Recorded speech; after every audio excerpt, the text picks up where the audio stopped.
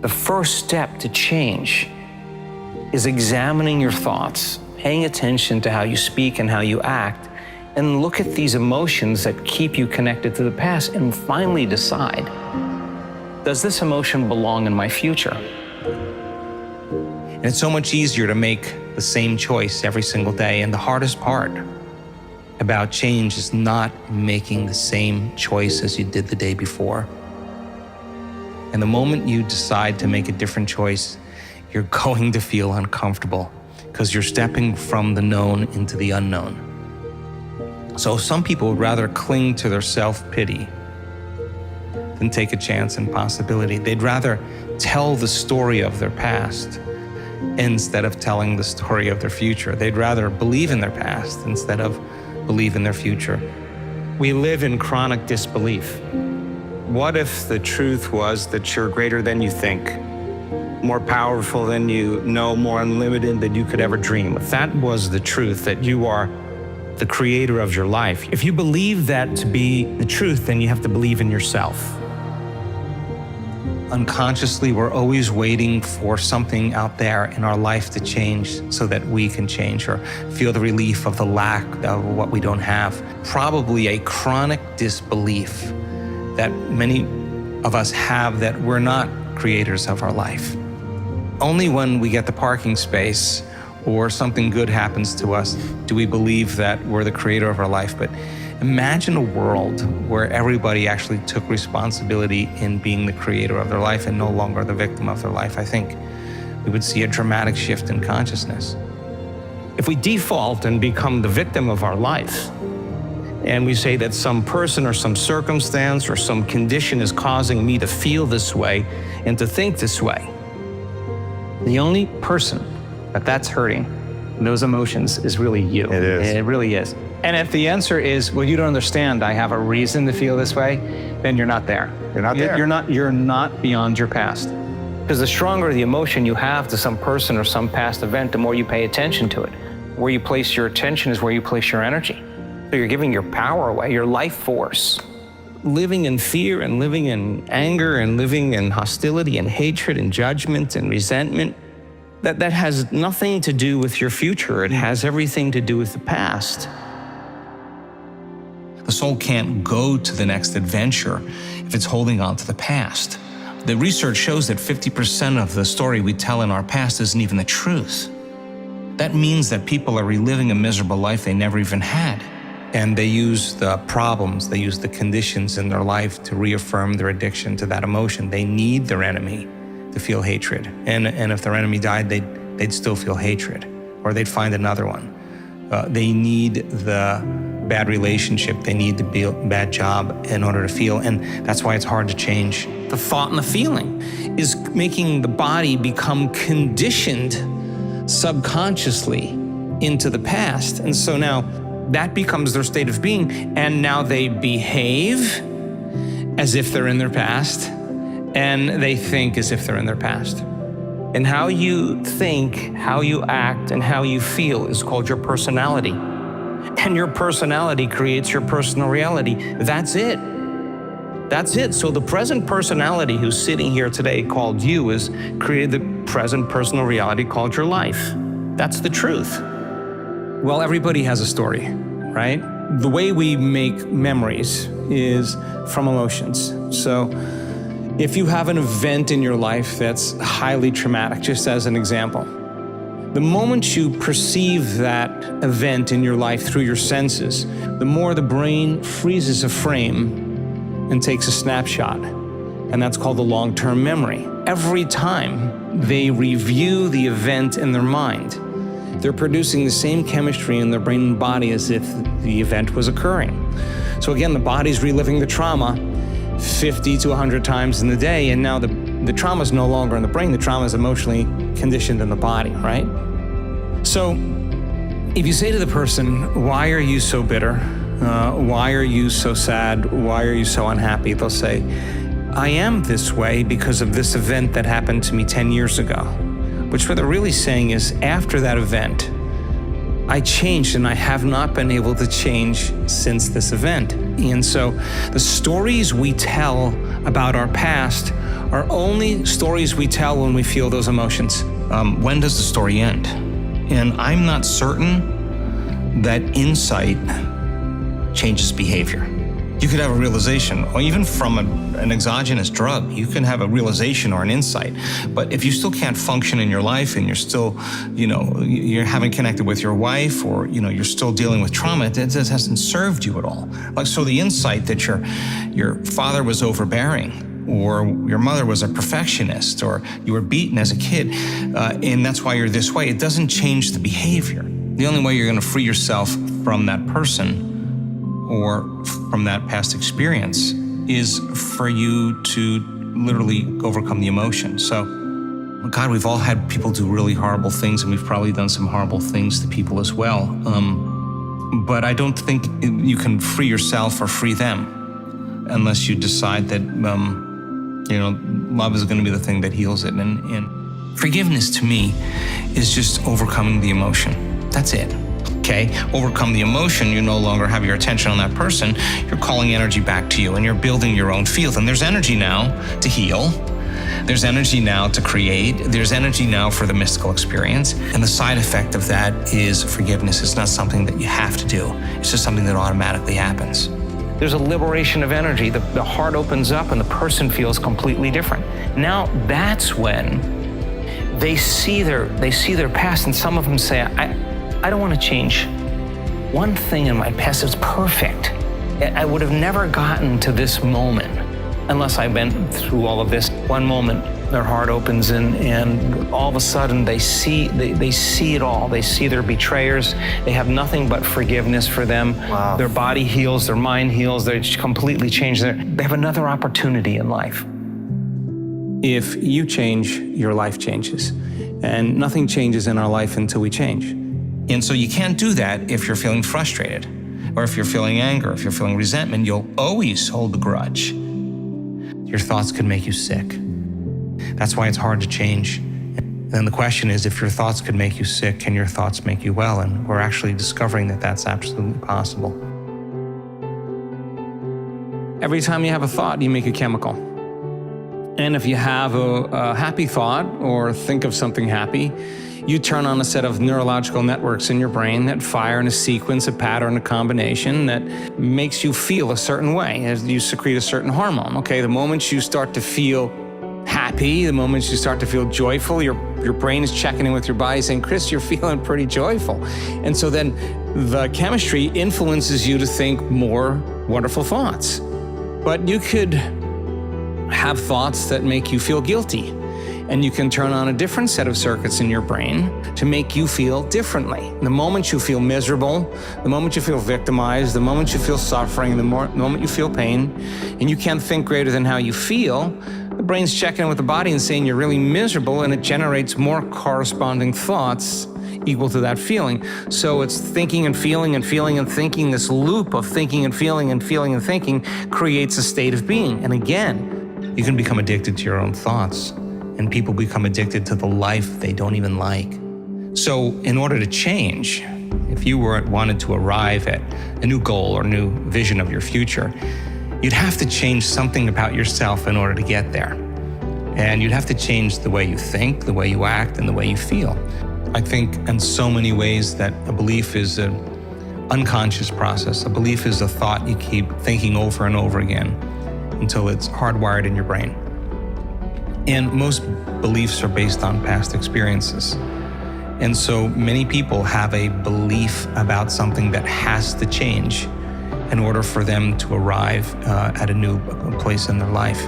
There's two times the door to the subconscious mind opens up: when you wake up in the morning and when you go to bed at night. So those are really key times if you want to reprogram your subconscious mind. So it's important for us to, in the morning or the evening, instead of reaching for our cell phone and checking our texts and our WhatsApp and our Telegram and our social media and our Instagram and our Twitter, and they get connected to everything known in their life, before you start that, try this out as an experiment before you start your day. Instead of falling into that redundant habit, literally go inward and forget about your outer world. No longer think about anything out there. And if you were sitting there in silence, aware of nothing but you, and you said, okay, what is the greatest expression of myself I can be today? Let me think about how I do want to feel today. Let me open my heart to life again. Let me feel kindness and care and love and gratitude and appreciation. Let me bring up that feeling. Let me feel it with my heart. And ask yourself, can I stay in this state my entire day?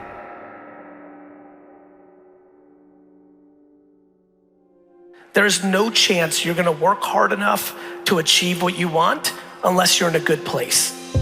The reality of how life works, everyone's ambition is completely dictated by what's going on inside of them emotionally. The power is in your perspective. The power, the difference between those who make something happen and those who do not is wrapped in the truth and in the power of their perspective.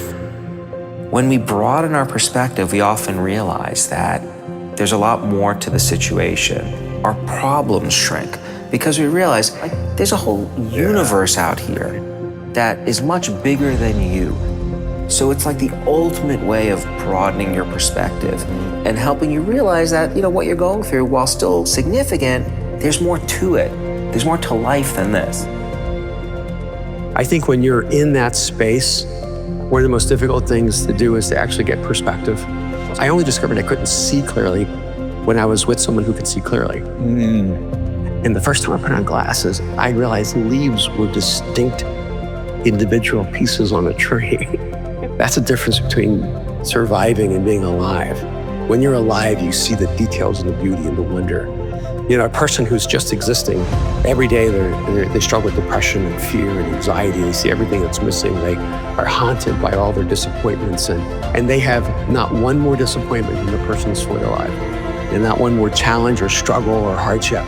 But the person who's alive somehow sees beauty in everything, sees the wonder of it. And that's what I know I'm alive. Yeah. When I'm going, man, you cannot bring enough difficulty in my life to steal from me the wonder of taking this next breath. The fact that one human being can say one thing at the right second to another human being that can fundamentally change the process of their life because they have now decided to open up a different perspective and see the world differently is the most intoxicating, most powerful reason that human beings are the best in the world. And if you think the people that are using fear and negativity to get your attention and you're saying they're right, they're just selling you darkness and you're buying it. Got this gorgeous story. He talks about how when him and his wife first got together before they were married, I think they were 23, 24, he said to his wife, that really was living, wasn't it? That really was the golden years. It's just so amazing. We used to lie in on a Sunday and we could go for lunch and do all the rest of it. His wife said, you were miserable. You hated it. You hated all of those things. In hindsight, you're able to see that the fears that captured you at the time were not worth having. But at the time, you have no certainty that those aren't salient. So what you see in retrospect is how you should have felt had you known what was going to occur. If a person goes through something that's traumatic, the average person's perspective is going to go to a space and place. What did you lose? People very rarely will ask the question, man, what did you learn from it? What did you gain? What did you gain? Right? How did it make you a better person? I know it didn't feel good. That's obvious. I know it hurt, right? I know you didn't like it. It wasn't convenient. But what did you gain from it? I just want to know, right? From the loss, from the pain. If I look back in my life, I'm 39 now, and I think about all the challenging moments, I wouldn't change any of them. There's some things that seem so painful that I didn't want to experience, but the lesson that I learned from them, the person I became by overcoming them, is so much more powerful than not having them. It's not until we can get through it and reflect on it, and we have hindsight. Oh, this taught me this lesson, or here's why this needed to happen, or... The first step to change is examining your thoughts, paying attention to how you speak and how you act, and look at these emotions that keep you connected to the past and finally decide, does this emotion belong in my future?